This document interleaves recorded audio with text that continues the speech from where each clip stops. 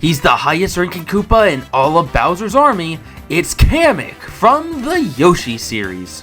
For the two of you who are unfamiliar with Kamek, he made his first appearance in the game Super Mario World 2 Yoshi's Island, which originally released on the Super Nintendo in 1995. Kamek here is a part of a subspecies of Koopa called Magic Koopas, which are considered to be the highest ranking in Bowser's entire army. And that makes a lot of sense considering the fact that Magic Koopas are the only variation of Koopa to utilize magic.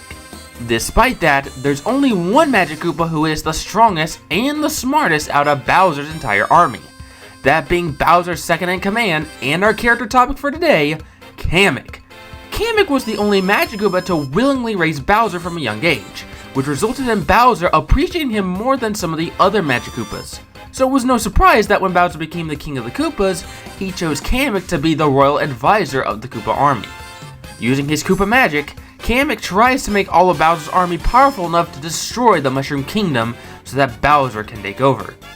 But because Mario and Luigi are the protectors of the Mushroom Kingdom, they've constantly defeated Kamek over and over and over again. But today, Kamek will have a chance to get his revenge as he'll be facing the Mario Bros and all the other heroes on the Super Smash Bros. Roster. So starting off, Kamek here would be a below average midweight fighter. He'd have 3 floaty jumps and would be able to glide using his broomstick. But now, let's dive into his costumes.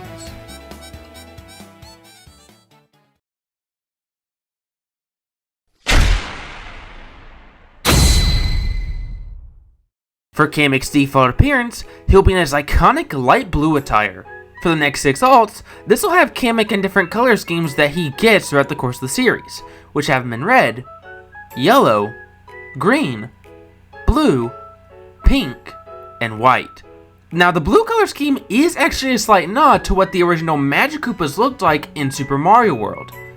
And the final alt will have Kamek in a dark purple and dark red attire. This represents one of the most iconic bosses of Super Mario Galaxy, Kamala. Now with all that out of the way, let's go ahead and dive into the moveset.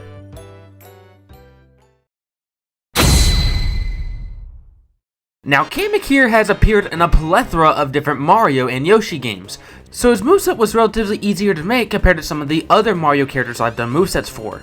So starting off with the jab, it'll be a one-hit jab that can lead into a flurry attack. The jab will just have Kamek shoot out a small bit of magic from his scepter, whereas his flurry attack will have him shoot out a bunch of magic. It's a very quick attack that can rack up damage pretty quickly, but it isn't all that strong. For the dash attack, Kamek will ride on his broom temporarily and zoom forwards. It's a surprisingly strong dash attack that can launch foes pretty far, but does end with an uncomfortable amount of end lag. For the side tilt, Kamek will spin his scepter, which can deal 2 hits of damage to anyone that happen to be too close. For the down tilt, Kamek will spin his scepter on the ground, which deals multiple hits of damage until the final hit. It's not a strong move by any means necessary, but it's a great move to use if you want to rack up damage pretty quickly. For the up tilt, Kamek will spin his scepter again, but this time he does it directly above himself. It's a tad bit stronger than his down tilt, but it still doesn't launch foes all that high. Now for the forward smash, Kamek will use his magic to make his broom sweep forwards. Despite it being a broom, it's a very strong smash attack that can launch foes pretty far. But as you might have guessed, this move has a bit of start lag and a lot of end lag. This actually comes from an attack that Kamek had in Mario & Luigi Dream Team. For the down smash, Kamek will use his scepter to create 2 mini thwomps on opposite sides of himself, which immediately fall on the ground. Unsurprisingly, this smash attack is very strong and even has the ability to bury players who were too close to Kamek. Not only that, but if you use this move on the edge of the stage, then the mini thwomp that was off the edge will fall all the way down to the blast zone, which can spike anyone within its trajectory. The downside with this move is that it has a lot of start lag and a lot of end lag, more so than usual even. For the up smash, Kamek will create a rotating block diagonally above himself. This smash attack is kinda odd, since it doesn't appear directly above Kamek. Despite that, this move deals a surprisingly large amount of damage, but it unfortunately doesn't launch foes all that far. This comes from an attack that Kammy had in Paper Mario 64. For the neutral air, Kamek spins his scepter multiple times, dealing multiple hits of damage until the final hit. For the forward air, Kamek swings his scepter from high to low. It's a pretty quick attack, but it's also not that strong. For the back air, Kamek swings his scepter behind himself. Similar towards the forward air, it's a weak but fast move. For the down air, Kamek swings his scepter beneath himself. Unlike the forward or back air, this move is pretty strong and can even spike opponents if they happen to be directly beneath Kamek. And finally, for the up air, Kamek will wave his scepter and leave behind a small magic trail, which deals multiple hits of damage until the final hit. But where Kamek makes some magic is with his special attacks.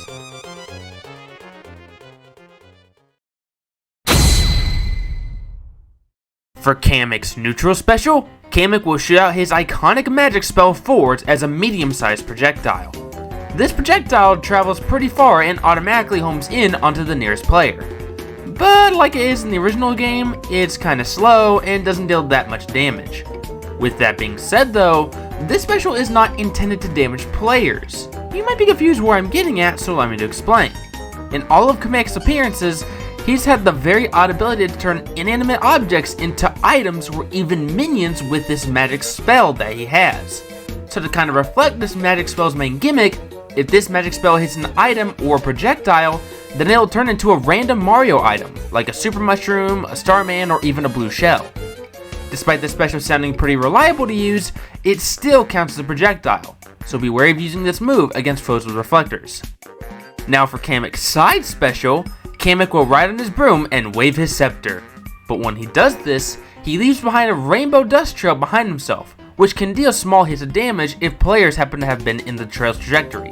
This rainbow dust trail is actually magical, and whoever is inside the magic dust trail will be affected by a random effect, like reverse controls, poison, a flower effect, etc. These effects will last for a total of 5 seconds, and the magic dust can't be used again until an additional 10 seconds have passed. Despite that, Kamek can still use the side special to run into opponents or even as a forward recovery option. The downside with this move is that these magic effects don't apply if the opponent happened to have been shielding. Not only that, but sometimes the magic effect will actually be a benefit to the players, because sometimes they'll actually gain extra super armor or even gain a mushroom effect. It all ultimately depends on their damage percentage, so make sure to use this move when they least expect it. Now for the down special, Kamek will use his magic to create a fake duplicate of himself. This duplicate mechanically behaves like the Ditto Pokeball item in Smash, where it goes around the stage and tries to attack whoever was near him. However, unlike Ditto, this duplicate can only mimic all of Kamek's neutral attacks, not his special moves. Not only that, but this duplicate will remain on screen for about 15 seconds, and Kamek can't use his down special again until an additional 20 seconds have passed, so keep that in mind. And finally, for Kamek's up special, this will be a simple teleport move where Kamek disappears and reappears in a different spot than before. It may sound like your run-of-the-mill teleport, but I am adding a little something to this move. You see, just like Zelda's teleportation, Kamek will damage players at the start of the move and at the end of the move. Not only that, but Kamek will be able to use all of his special moves even after he teleported, so long as it's not his up special again. And now, for the final smash. Kamek's final smash will be Magic Minion Mayhem. For this final smash, Kamek will ride on his broom and cover the whole screen with his magic dust. When that happens, a bunch of Bowser's minions will appear on stage and start attacking the opponents. I'm talking about Koopa Troopas, Goombas, Shy Guys, Thwomps, and even Chain Chomps. And if that wasn't chaotic enough, the players will get their controls temporarily reversed until the final smash is finished. Then, after 7 seconds of this madness, the magic wears off and the minions disappear, which causes Kamek to return back to the stage and ending the final smash. This final smash is mostly original, but it does reference Kamek's usual method of trying to defeat Mario and Luigi.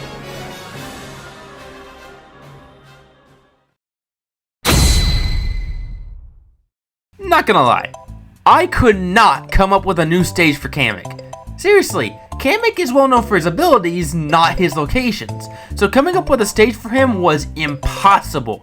However, after a long time of thinking things over, I realized something. Despite Super Smash Bros. Ultimate having over 100 stages, quite a few of the good stages have been cut from past Super Smash Bros. Games for one reason or another. And as it turns out, there's only been one Yoshi stage that has been cut in the entirety of the Smash series. you may know what this stage is.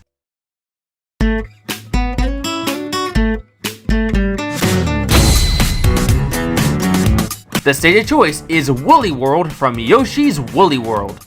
This stage has a flat layout with no walls, so walking off of the stage is relatively easy to do. In the middle of the stage, there's 5 platforms being held by 2 strings. It may not look like it, but this is actually a platform you'll have to stay on throughout the course of the match, as this stage's main stage hazard is that it goes from one area of Woolly World to another.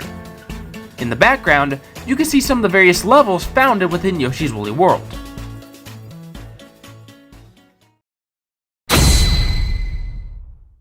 Kamek doesn't really have a whole lot of songs to choose from, so I decided to mostly stick with songs from both Super Mario World as well as Yoshi's Island.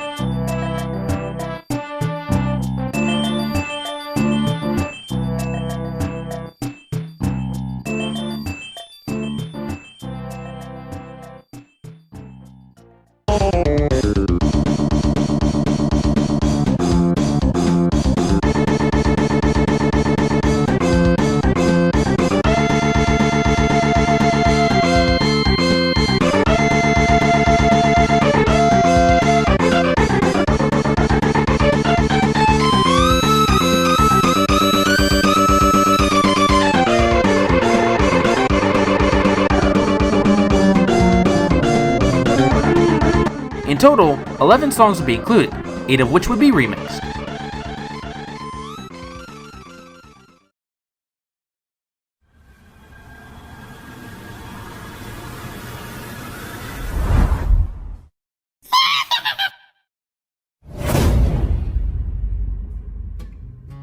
And that would be if Kamek joined Super Smash Bros. I can see why many people have been wanting me to make a moveset for Kamek. He's such an underrated Mario villain. And it seems that as of recent, he's been getting a lot of support to be a fully playable fighter for the next Super Smash Bros. Game. If he will join, however, is very unclear. We'll just have to wait and see what the future holds. Anyways, do you have a character you'd like to see be given a Smash moveset? If so, let me know in the comments down below. And while you're at it, why not hit subscribe? That way you can get notified when I put out any Super Smash Bros. Moveset videos. As always, thank you all so much for watching, and I'll see you all in the next one.